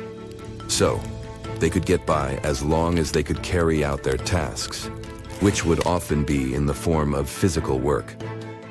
It may seem harsh by today's standards, but if your sight was good enough to work on, say, a field, you could at least secure food and income. Fast forward to the 13th century, when the first glimmers of what we would recognize today as eyeglasses began to appear. These early versions of spectacles were fundamentally just magnifying glasses, only serving to help with reading tasks. As the centuries rolled by, glasses grew more complex and began to resemble what we recognize today around the 17th and 18th centuries. Now, let's look at the interesting history of eyeglasses for a bit. Their journey to completion took several centuries, dotted with countless visionaries and their inventive ideas. However, the mystery behind who invented wearable glasses remains unsolved. We do know that our ancient friends, the Romans, were the first ones to unravel the magic of glass and its power to magnify tiny text, giving birth to many magnifying glasses. Fast forward to Italy in the 13th century, where we meet the earliest wearable glasses in recorded history. These had rudimentary lenses crafted by skilled glassblowers, which were popped into frames made of wood, leather, or sometimes even animal horn, and held up to the face or balanced on the nose. As the tech improved during the Renaissance, these contraptions became more common. How do we know these glasses existed, you ask? Well, thanks to art. Paintings from the early Renaissance period often portray scholars with handheld frames or eyeglasses perched on their noses. Based on rudimentary vision tests, the Italian glassblowers fashioned lenses of varying thicknesses. As their popularity soared, these eyeglasses began their journey from Italy to the rest of Europe, becoming a luxury accessory available to those who could afford them. Given the importance placed on knowledge during the Renaissance, glasses became badges of intellectual prowess and wealth. For a while, it looked like eyeglass technology had hit a plateau. The next significant leap forward didn't happen until the 1700s, when eyeglasses became hands-free with the introduction of temples that extended over the ears. One of the most notable examples of these modern glasses is the Martin's Margins, designed by inventor Benjamin Martin. Today, these glasses are highly sought after by collectors, but they were the trailblazers in the quest for more accurate and thinner lenses held together by robust frames. Once glasses graduated to being over the ear, their evolution seemed to pick up the pace. Even Benjamin Franklin contributed to this rapid development by inventing the bifocal lens, a nifty solution for those juggling near and far-sighted vision issues. He ingeniously sliced two lenses and merged them into one frame. Around the same time, scissor spectacles gained popularity. These were essentially pocket-friendly glasses, foldable like a pair of scissors, and perfect for those moments when you needed a quick peek at something important. Some gentlemen weren't thrilled about wearing glasses all the time, so these compact glasses were the perfect solution. As the 19th century arrived, eyeglasses were still handmade and not accessible to everyone. But thanks to the upcoming Industrial Revolution, mass production of both frames and lenses were on the horizon, making it easier for hardworking folks to correct their vision. The early 1800s also witnessed the introduction of unique cylindrical lenses designed to correct astigmatism. In the 20th century, eyeglasses began to morph from a vision necessity to a fashion accessory. An array of frames with different shapes, materials, and colors started flooding the market, allowing wearers to select glasses that complemented their face shape, eye color, or even their outfit. Take Theodore Roosevelt, for instance. He rocked glasses with no earpieces that stayed put with a nose clip. Although these fell out of style as they became associated with the older generation, they were quite the rage back in the day. The real game changer was the advent of sturdy plastics. Frames no longer had to rely on wood, metal, or horn. Plastic could be molded into an assortment of shapes and sizes. The 20th century was also when we witnessed the rise of sunglasses. While the idea was born in Asia during the 12th century, they were originally intended to mask the expressions of judges in court, not to improve vision or shield from the sun. Several manufacturers played around with colored lenses, but not for protective reasons. Soon enough, though, tinted sunglasses became popular for light sensitivity due to certain medical conditions. This trend caught on quickly, and by the end of the 1920s, sunglasses were being mass-produced not just for sun protection, but also to reduce glare. The 80s brought us plastic lenses, which were less prone to breaking and could be made lighter and thinner than their glass counterparts. And the innovation didn't stop there. Today, we have glasses with protective coatings that reduce glare and block harmful UV light.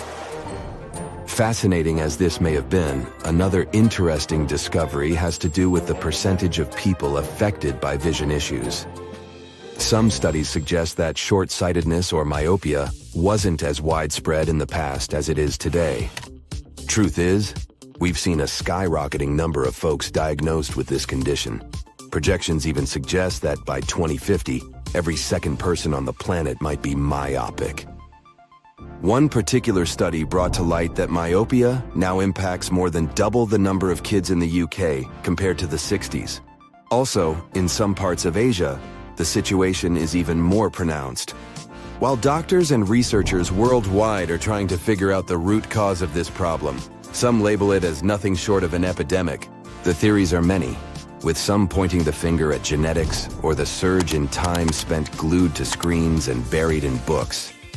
But then there are other scientists who've noticed a link between children who play less outside and the likelihood of developing myopia. Regardless of what's fueling this situation, it's fair to say that myopia probably didn't impact as many folks in the days of old as it does today. The relatively recent invention of glasses for nearsightedness suggests that it wasn't such a pressing issue in the past. Maybe people found ways to adjust their lifestyles to manage their short-sightedness better? Or perhaps there was a greater emphasis on matching jobs to people's visual abilities instead of hunting for tech solutions to level the playing field. In 1991, somewhere in the lush jungles of central Vietnam, a local logger found a mysterious hole among the foliage and bushes. He looked in there and felt a strong wind blowing into his face. Then he heard a strange sound from the cave depths and realized that it was the sound of a river. The logger didn't check the cave, but decided to go back there with a flashlight and a rope. When he returned, He couldn't find the cave anywhere. He spent a few years searching for it. Finally, in the 2000s, the logger managed to locate it again. In 2009, he brought scientists to this place. They found out the cave, called Sundong, is the largest in the world. There's so much space here that you'll hear a long echo if you shout. Sundong's main passage reaches 660 feet in height in some places, which is more than half as tall as the Empire State Building. The area of the cave is so huge that an entire New York City block with 40-story skyscrapers would fit in there. There's a deep underground labyrinth under the jungles of Vietnam, hiding 3 of the largest caves in the world, and Sundong is number 1 on this list. The vast space inside is filled with various plants, unique microclimates, and different landscapes. There's a real jungle growing underground. It became possible thanks to the collapsed ceiling in some places. It lets sunlight penetrate there from above. There are huge stalactites 250 feet high on the ceilings and walls, which is more than the length of a passenger Boeing. They've been here between hundreds of thousands and millions of years. Some limestone deposits are more than 450 million years old. It means they've existed since the time long before the dinosaurs. Besides the jungle, there are also many rivers in the cave. They were formed because of rainwater coming down from holes in the ceiling. These rivers are smooth and fast, like slides in a water park. But riding them isn't the best idea, since they can carry you into one of those long labyrinths that the cave is full of. And we still don't know where they're going. You may find yourself in another unknown part of the cave. This is what happened in 2018. 3 divers accidentally discovered new areas in Sundong. The cave turned out to be much bigger than everyone thought. They dove into one of the cave's lakes and reached a depth of 256 feet. At the bottom, they found a separate tunnel. Divers lowered a fishing line with a lead weight there and found out that this place reaches a depth of 394 feet, and the tunnel is more than half a mile long. We still don't know the exact size of the tunnel. Sundong also connects to another huge cave. There are lots of things you can see in Sundong besides underground labyrinths and rivers. You can find spacious rooms with lakes, and you can walk for hours along dark mountain corridors. This place is strikingly beautiful, but dangerous at the same time. And the coolest thing is that you can take a walk here. Since 2013, Sundong Cave has been open to tourists. It's not just an easy walk to take some selfies though. The expedition to the cave lasts for several days. For the first day and a half, you'll explore the 3rd largest cave in the world. And only after that, you'll reach Sundong. The path will take you through rivers, dense jungles, mountains, and rocks. You can meet many exotic birds, monkeys, and other animals.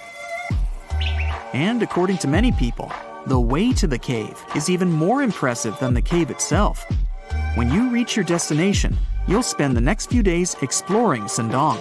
Together with other tourists, professional guides, and porters, you'll be sleeping in tents in different places in the cave every day. You'll see some stunning landscapes and, get ready for this, 400-million-year-old majestic fossils. There are also dark rooms with lakes that are good for swimming. Such adventurous expeditions become more popular every year. People who visited the cave call it the most amazing place they've ever seen. Another amazing cave is located in Indonesia, on the island of Flores. It's quite small, but holds amazing things inside. In 2003, a group of scientists discovered ancient artifacts here, including fossils of primitive tools, such as sharpened stones. Scientists realized that hundreds of thousands of years ago, this place was home to our distant ancestors. Then they found a very unusual female skeleton. That woman was only 3.5 feet tall. This is the height of the waistline of an average adult person. That woman had no problems with her spine or with the development of her bones, though. This and other skeletons found in the cave belong to some unknown human ancestors. Scientists called this species Homo floresiensis, or simply, Hobbit. The woman's weight was about 35 to 79 pounds. Analysis of the skull and bones showed she was about 30 years old. Hobbits probably lived on Earth between 190,000 and 50,000 years ago. There's a chance they met the ancestors of modern humans. The next cave is in Turkey. Imagine that you live in an old house and decide to make some repairs. You throw all the old stuff out of the rooms. The last place to sort out is your basement. You've hardly ever visited it and have no idea what's hidden there. But it's pretty spacious, so you decide to turn it into a room. You tear down the wall and discover the entrance to the cave. This is a tunnel that leads underground. You walk through the cave and see a real underground city. This happened in Turkey in 1963. One of the locals discovered a secret passage to a lost city in his basement. About 20,000 people could live there. There was enough space for livestock and food supplies. It's not just a maze of tunnels. There's a chapel, a school, stables, kitchens, walls, and other signs of civilization. The city was built in the Byzantine era, in the years 780 through 1180. It's not the only one down there and is connected to many underground tunnels and towns that stretch for several miles. Let's finish our journey in the strangest and most frightening cave. We're going to the southeast of Romania, near the Black Sea. Here, on a desolate wide plain, you can find a hole. This is a tunnel leading deep underground. The air inside the cave has high levels of hydrogen sulfide and carbon dioxide. Under normal conditions, the air we breathe contains around 20% oxygen, but it's only 10% here. You won't be able to breathe freely without an oxygen tank. The water and air here are poisoned. Almost no animals are able to live in such conditions, at least the ones we know about. And this cave is filled with 48 species of living organisms, 33 of which are new unknown species. Creeping things that live here can scare you, especially if you're afraid of bugs. Strange white snails and white spiders are crawling along the walls. An unknown species of leeches and transparent shrimp are swimming in the water. White millipedes with huge mustaches are creeping on the ground. Here you can also meet an unknown kind of scorpion with a transparent white body that doesn't look like any other kind of scorpion. Nothing here looks like ordinary animals at all. All creatures in the cave are white or transparent. They don't have eyes, but they have long paws and antennae whiskers that help to navigate in space. Plants can't live here without sunlight and clean air. This means that oxygen isn't produced in this place. So how do these creatures manage to survive? The answer is in the water. The surface of the lake and puddles here is covered with strangely moving foam. This substance is a living organism. It consists of 1 billion bacteria called autotrophs. Ordinary plants absorb carbon dioxide and use photosynthesis to produce oxygen. This cave is filled with carbon dioxide. Autotrophs absorb it and secrete tiny food particles. Bacteria feed on these particles. Larger organisms then feed on those bacteria, and so on. In the end, there's enough food for everyone. This process is called chemosynthesis. It's like photosynthesis, but uses water instead of sunlight in its chemical reactions. In this cave, evolution has created a completely unique biological system, separate from the rest of the world. In 1936, British Egyptologist Walter Bryan Emery found a small object in the desert that made people debate whether it was an elaborate stone model of a flying saucer or even a hyperdrive from a spaceship that belonged to some advanced civilization that visited the Earth. Emery spent years excavating sites along the Nile River Valley, especially in the huge ancient necropolis of Saqqara. He found countless treasures from ancient Egypt, and the most bizarre one was definitely from the tomb of a high official, Sabu. Historians don't know exactly who he was for sure. Some sources say he was a king's son. His burial at Saqqara means he was an important figure in the royal court. There are no records from this early period he lived in, so Sabu's role and fate are still a mystery. Inside his tomb, scientists found 7 funerary chambers, each filled with traditional grave goods: animal bones, flint tools, pottery, ivory objects, and stone bowls. And then there was a strange, broken artifact that became famous as the Disc of Sabu.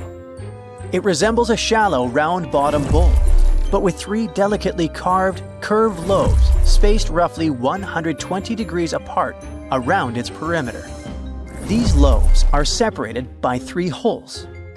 And at the center, there's a thin tube. The material used to build the disc is meta-siltstone, or schist. This type of rock is fragile, highly porous, and super difficult to carve. It flakes easily and crumbles under pressure. So how they made the disc out of it with rather simple stone and copper tools from 3000 BCE is still a mystery. The next big question is why they decided to bury Sabu with it. Perhaps if we knew its true purpose, it would make more sense. When it was first discovered, archaeologists thought it was nothing more than a vase, an incense burner, or a ceremonial decoration. But those who took a closer look from the point of view of an engineer decided it could actually be a component of a larger mechanism. An amateur historian made an exact copy of the artifact with a 3D printer, and it turned out that the disc of Sabu was an ancient impeller, a crucial part of a centrifugal pump. When they put it in a housing and span at high speeds using the small central shaft, the disc was able to displace water. When it was tested without a housing, the disc created a powerful vortex. It became clear that the curved lobes and slightly concave shape of the disc weren't random. It was probably all engineered to move water with remarkable efficiency, like a powerful pump mechanism.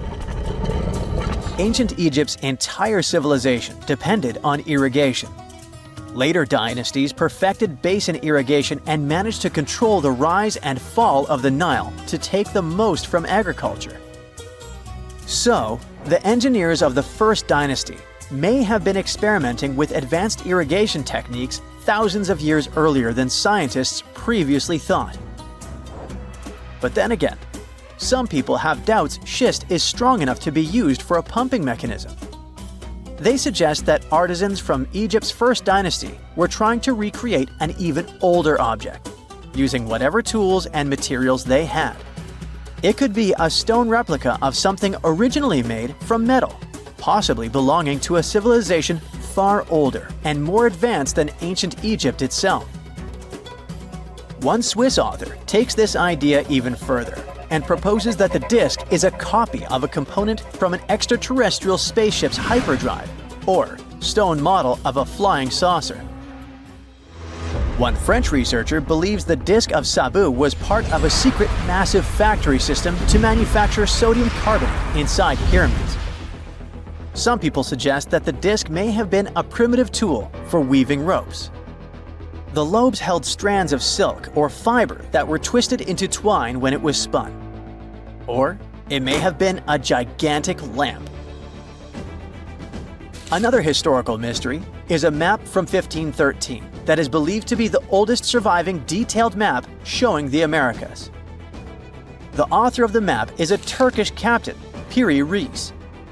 He never crossed the ocean himself and put together this map from 20 regional maps. He used an Arab map of India, 4 Portuguese maps showing India and China, and a map of America by Christopher Columbus as he saw it. This last map was lost for many years, so Reis's map gave us an idea of what Columbus must have recorded during his 3rd voyage to the New World. A historian who studied the map suggested that it showed Antarctica in prehistoric times because it strangely resembled Antarctica's true coastline, the way it looked when it was free of ice. But it was later proven that this idea wasn't right. Another idea that rocked the science world was Klerksdorp spheres. They were found in deposits of mineral pyrophyllite in South Africa and looked like tiny ancient cricket balls with lines around the middle. Back in the 1980s, there was a theory that some super advanced pre-flood civilization we know nothing about had made these spheres. One journalist shared stories about how they rotated on their own in a display case. There was also a TV show that invited a psychic who was telling everyone the spheres were pieces of an ancient spaceship. But according to geologists, these spheres are pretty regular spherical objects formed from different minerals than the surrounding rock. The seam-like lines on them are just imprints from the host rock's layers building up over time. The Klerksdorp spheres come in different shapes, from flattened spheres to distinct discs. As for that episode when one of these spheres spun on its own, the curator of the Klerksdorp Museum cleared that up too. He said that when he put one sphere on its glass shelf when the journalist came to visit, the sphere rotated a bit because it's round. There are some gold mining activities going on nearby, so the land where the museum stands often experiences earth tremors. In a remote part of China, there are some bizarre pipe-like formations known as the Baigong Pipes. A local explorer found them back in 1996 protruding from Mount Baigong and along the shores of Tosan Lake nearby. Some people thought they were the work of ancient guests from other planets. When scientists tested samples of the pipe material, they found out that they contained mostly common minerals, but there was a mysterious 8% of unknown stuff. Some extra tests showed that these pipes had been there before humans. Chinese geologists later visited the site and suggested that these pipes were formed naturally over time. It was probably fossilized tree roots from the area's super green past. It's still a real mystery with no clear-cut answer. While digging a trench along a river in Romania, workers found a wedge, which is now famous as the aluminum wedge of Ajud, or the object of Ajud. Right next to it, there were some mastodon bones. Those distant relatives of elephants lived 11,000 years ago. So some people concluded the wedge is of the same age. The cool part is that it's made of aluminum, but this metal wasn't discovered until the 1800s. This material requires serious heat to produce. The wedge is said to be covered in a thick layer of oxide that's been sitting there for hundreds of years. Some folks believe this wedge must have crash-landed here on a spacecraft from some other planet. Some scientists think it's all a hoax, and others suppose it might be a human-made object with an unknown purpose.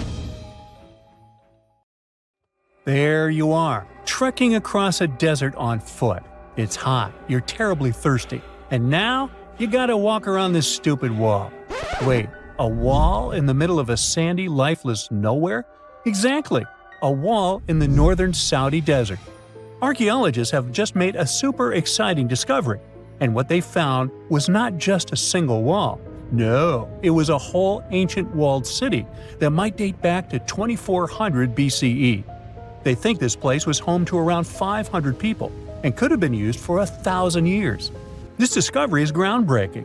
It means that the area could have been way more advanced than anyone expected. The city was well organized, with different zones for living, towers and strong walls for protection, and different sections for all kinds of daily life. This ancient city, now called Al-Nata, was basically an oasis town, and it's great since it can give us a peek into what life might have been like in this desert thousands of years ago. Apparently, they had clearly separated areas, like residential sections, a cemetery, farmland, and even a town center. This oasis city, found in the Khaybar area, is the first big organized settlement from the 2nd or 3rd millennium BCE that researchers have uncovered in northwestern Arabia. The first surveys show that this town, which covered about 6 acres, had several districts, including the residential area, the cemetery, and the legal one, with courts.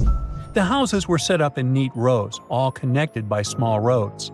Those streets kept the residential area separate from the rest of the town. Back then, most people in this region were nomadic herders, always moving around. But archaeologists have been sure that during the Bronze Age, northwest Arabia had small walled towns and oasis centers scattered across it. These connected oasis towns were unique, offering secure places for people to live, store goods, and trade. They started showing the beginnings of urban planning, which hints that people of that time were already starting to settle down and organize communities more seriously. The research team estimated that there were about 50 homes in Al-Nata, but that number could go up to 70 as they keep digging.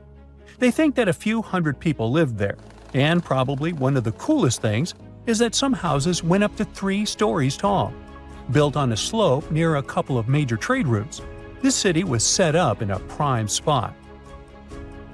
Now, one of the most impressive things about this place is its water supply.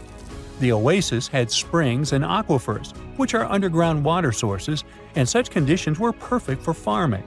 Those water sources meant residents could grow their own food, making the town self-sufficient. The outer walls probably helped control who could enter the town and get access to its resources. This settled way of life was an impressive shift from nomadic living to a more agro-pastoral lifestyle, which means a mix of farming and herding animals. Another find that supports this theory is a bunch of tools, like grinding stones, mortars, and pestles, discovered inside the town. People there must have ground grains and prepared food. They had a diet of cereals, meat, and milk from animals they raised themselves. These astonishing findings show that the inhabitants of the town could easily feed themselves and were surprisingly advanced for that time. Thanks to better access to Saudi Arabia in the past couple of decades, archaeologists now have a much clearer picture of what life there was like thousands of years ago.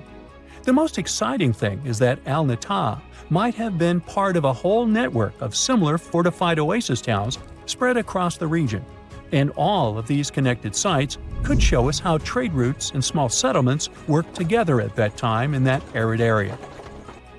Now, at the same time, this recent discovery isn't the only one that has the scientific world buzzing with excitement. How about we visit Egypt and see for ourselves? After all, archaeologists have just found a stash of ancient Egyptian and Greek treasure underwater. They were exploring the lost city of Thonis Heraklion off the coast of Egypt, which sank more than 1,000 years ago. This city was legendary, and nobody even knew where it was until it was rediscovered in 2000. Now they're uncovering more and more, and on this dive, they found a pile of gold and silver treasures. Those were probably used in rituals to bless Egyptian pharaohs when they took the throne. The researchers even found an ancient Greek temple dedicated to Aphrodite and some super old Greek weapons. Frank Gaudio, the lead archaeologist, said it was astonishing that those delicate objects had survived the disaster that brought the city down. Back in its prime, Thonis Heraklion was one of the biggest port cities in the Mediterranean. It was a huge center of social life and was the main entry point for ships from Greece coming into Egypt. But tragically, due to rising waters, earthquakes, and a catastrophic tidal wave, the soil underneath the city literally turned into mush, and then the entire city sank into the Mediterranean. It was forgotten until Gaudio's team found it in 2000. Since then, they've been uncovering new parts of the city and piecing together its history little by little. If a lost underwater city doesn't seem impressive enough, we can travel to the Amazon. The discovery made there is truly mind-boggling. For centuries, people have talked about lost cities deep in the Amazon, like El Dorado, that mythical city of gold that lured Spanish explorers into the jungle. A lot of them never came back. Then, in the 1900s, a British explorer named Percy Fawcett went searching for what he called the lost city of Z, and he too disappeared. But now, finally, scientists have actually found proof that those lost cities in the Amazon were real all along. A team of scientists use a tech called LiDAR, which basically allows you to see through thick jungle from above by bouncing light beams off the ground. They flew over the jungle in Bolivia in a helicopter about 650 feet up and mapped out those hidden ancient cities. What they found were ruins of a huge urban settlement built by the Kasarabi people who lived there from 500 to 1400 CE. And it wasn't just a couple of buildings here and there. No, the LiDAR maps revealed massive urban centers, pyramids, platforms, roads, canals, and causeways, all carefully laid out. Turns out the Amazon wasn't just an untouched jungle. It was once home to big, complex cities. A scientist from the German Archaeological Institute explained that Europeans had long ignored the possibility of ancient Amazonian cities, but the LiDAR maps showed they were wrong. The new maps have revealed 26 sites, including 11 that no one even knew existed. Researchers have discovered two main city sites, Landivar and Kotoka. They had massive moat causeways stretching out like spokes on a wheel, linking the main cities with smaller surrounding settlements. Some of the canals even connected the cities to rivers and a big lake, which allowed water to flow through the area. Over the years, scientists found scattered ruins all over this region, but the thick jungle made it nearly impossible to connect the dots and see if or how they were related. With LiDAR, the whole layout came to life, showing that those sites were part of a much larger, organized urban system. It's now also clear that the sites had a greater meaning, since everything is lined up in a way that could be symbolic of the spiritual beliefs of the inhabitants. The Kasarabi culture isn't as famous as the Maya, but they had a thriving society in an area that faced huge challenges, like yearly flooding. And although the nearby Andes had their own monumental sites, the Kasarabi were doing something absolutely unique. They even had reservoirs to store water, which suggests they might have been dealing with occasional droughts, which is pretty unusual for the Amazon. Actually, those terrible droughts could be why the Kasarabi eventually left their cities around 1400 CE. Okay, what if I tell you that the extraterrestrials we all imagine as little green men may actually look like very normal Earthlings and chill in Europe? This is the Iberian Peninsula, and people living there are under suspicion. Ooh. Here's the reason. Somehow, parts of the most important artifacts that the Iberian civilization called Treasure of Volena are made of metal that simply can't be found on Earth, because it's metal from a meteorite. Now let's tackle this step by step. This is the artifact itself, and it's composed of 59 different objects. Bowls, bottles, and bracelets. Is there a pattern there with all those bees? In total, the find weighs around 20 pounds, of which 18 pounds are 23.5 karat gold. Now, if you're not a metal specialist, I'll clarify it for you right away. For comparison, 23 karat gold is 95.8% pure gold, so 23.5 karat is even purer. The remaining percentage goes to other metals to help add strength and durability to the precious alloy. There was also silver, iron, and amber in that set. The artifact could have been pretty straightforward, but for these two, let's call them imposters. Look at this wrought iron bracelet and this hollow hemisphere. Can you see that? Those rusty lines on the hemisphere and the overall weird color of the bracelet do stand out, since everything else is made of purest gold. This all started back in 1963. When a researcher noticed a dark leaden metal among the shiny bowls and bottles. The metal was shiny in some areas and covered with a ferrous-looking oxide that was mostly cracked. Now, just so you understand, gold does not usually act this way. Gold is one of the least reactive of all metals, so it won't even tarnish, let alone rust. To figure out where this suspicious iron came from, researchers turned to mass spectrometry, which checks out the mass-to-charge ratio of molecules. Their findings showed that the nickel in the iron is similar to that found in meteoritic iron. Simply put, the bracelet and the hemisphere are of extraterrestrial origin. Ooh. Now, the exact age of the trove is hard to determine, yet it's crucial. We need to know the exact age to see if it coincides with the start of the Iron Age in the Iberian Peninsula. If it does, then no further questions here. But if it doesn't, well, it's, at the very least, weird, if not suspicious. So there's this three-age system. It comprises the Stone Age, then the Bronze Age, and then the Iron Age. The Stone Age is of no importance here, so let's compare the Bronze and the Iron Ages. The Bronze Age began when it was realized that combining copper and tin produced a material that was more durable than either metal alone. This era was all about major upgrades in tools and weapons, but two standout inventions were writing systems and the wheel.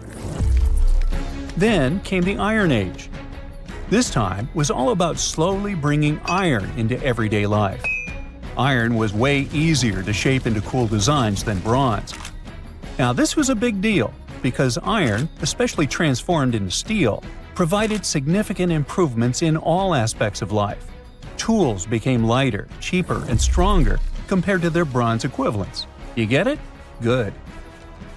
So researchers have long debated whether the treasure dates back to the post-Argaric era or the latter part of the Bronze Age. The most recent study claims that those artifacts were created in 1400 to 1200 BCE, and something really doesn't add up. First off, the Iron Age began around 500 years after these artifacts were crafted. Plus, ancient craftsmen couldn't know back then how to work with metals that landed on Earth approximately 1 million years ago. And while the dates are really hard to explain, there is a logical explanation for the craftsmanship. The theory here is that those metal workers simply had access to the fallen meteorite, and thus, they could study it well and discover its properties before using it for decorative purposes. They could have figured it out through trial and error, and once they knew exactly how to work with this extraterrestrial metal, they proceeded to adorn the artifacts with it. Plus, there were the Phoenicians, who contributed to their craftsmanship. Now, it's true that the Iberian people have been processing metal and making pottery long before the Phoenicians settled on the peninsula. But the arrival of new metalworking techniques and the introduction of the potter's wheel enabled them to produce better quality goods much faster than before. So, we figured out the extraterrestrial origins of the Iberian artifacts. But guess what? This area is still under suspicion. The reason for that is the language they spoke. You see, for most modern languages people use today, there will always be some proto-language. Say for Italian, Spanish, and French, it's Latin, hence their similarities. But wait, Iberian was largely spoken where modern Spain is, so why isn't Spanish similar to it? Well, the truth is, no language today is similar to the Iberian.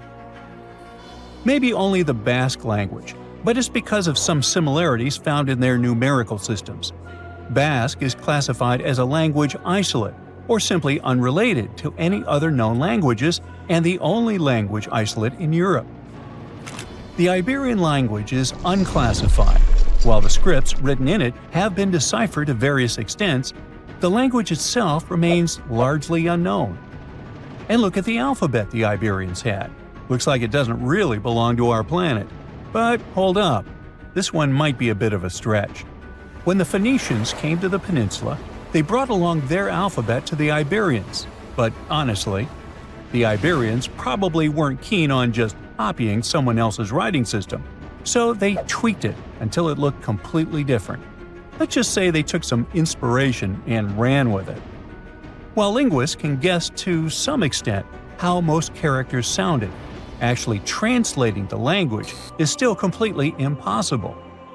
The Iberian language was non-Indo-European and faded away over 2,000 years ago.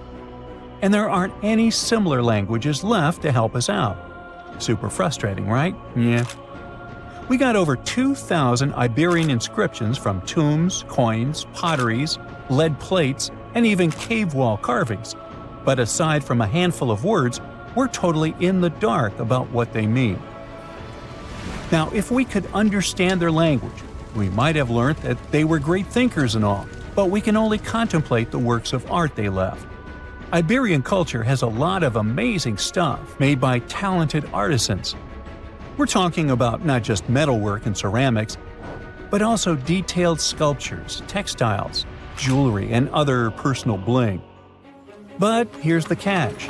Making all those luxury items depended a lot on a big farming class. At the heart of Iberian society, most folks were involved in farming and taking care of livestock. Depending on where you were, the types of farming varied. For example, up in the north, they were all about growing grains, while down in Valencia, they focused on producing olive oil and other agricultural aspects. In the west, raising animals was the name of the game. Still, we don't have much information about the day-to-day lives of the many people doing this essential work. Yet, on the flip side, we know a lot about the upper class of Iberian society, who control these agricultural resources and hire the artisans. By the 7th century BCE, we start to see a group of Iberian princes who were living the good life, trading with the Phoenicians and enjoying fancy luxury items. You can spot this elite class in their burial practices.